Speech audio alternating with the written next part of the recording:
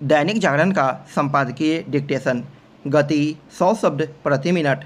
Start होगा 5 second बाद।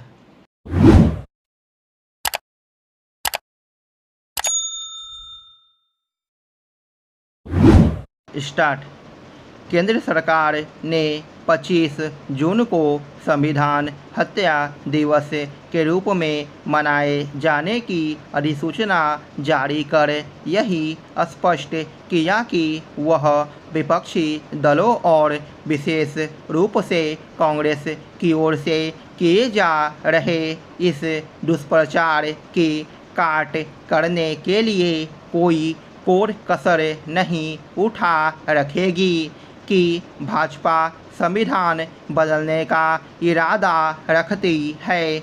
यह मानने के पर्याप्त कारण हैं कि मोदी सरकार ने 49 साल पहले 25 जून 1975 को देश में आपातकाल थोपे जाने के इंदिरा गांधी के मनमाने फैसले को संविधान को कुचलने वाले कदम के रूप में स्मरण करने का निर्णय केवल इसलिए नहीं किया कि कांग्रेस ने हाल के लोकसभा चुनावों में देश भर में घूम कर यह दुष्प्रचार कर लोगों को बलगलाया कि यदि भाजपा का 400 पार का नारा सही सिद्ध हो गया तो प्रधानमंत्री मोदी संविधान बदल देंगे और आरक्षण खत्म कर देंगे। यह निर्णय संभवतः इसलिए भी लिया गया क्योंकि लोकसभा चुनाव नतीजों के बाद भी कांग्रेस और उसके साथी दल यह खोखला दावा करने में लगे हुए हैं कि उन्होंने संविधान की रक्षा की। निसंदेह 25 जून को संविधान हत्या दिवस के रूप में मनाने का निर्णय एक राजनीतिक फैसला है, लेकिन शायद मोदी सरकार के लिए ऐसा कोई फैसला लेना इसलिए आवश्यक हो गया था क्योंकि अभी हाल में जब आपातकाल की बरसी पर इंदिरा सरकार की ओर से की गई ज्यादतियों का स्मरण किया जा रहा था तो कांग्रेस ने यही दिखाया कि उसे यह रास नहीं आ रहा है।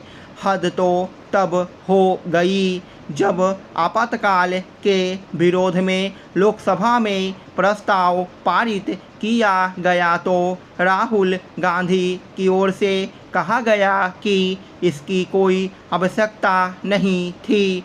आपातकाल के स्मरण पर कांग्रेस के नकारात्मक रवैये को देखते हुए इसकी आवश्यकता स्वतः रेखांकित होने लगी थी कि उस काले दौर को कभी भूला नहीं जाना चाहिए।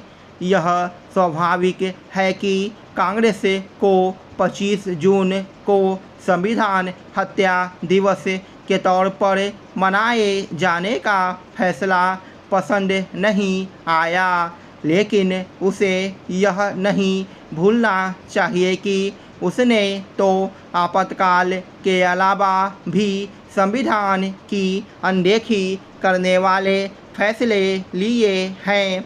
क्या यह एक तथ्य नहीं कि शाहबानो मामले में सुप्रीम कोर्ट के 1985 के फैसले को पलटना संविधान का नग्न निरादर ही था। सुप्रीम कोर्ट के हाल के एक फैसले से देश को यह अच्छी तरह स्मरण भी हो आया। कांग्रेस संविधान को भाजपा और विशेष रूप से मोदी सरकार से खतरे का कितना ही हौवा खड़ा करे।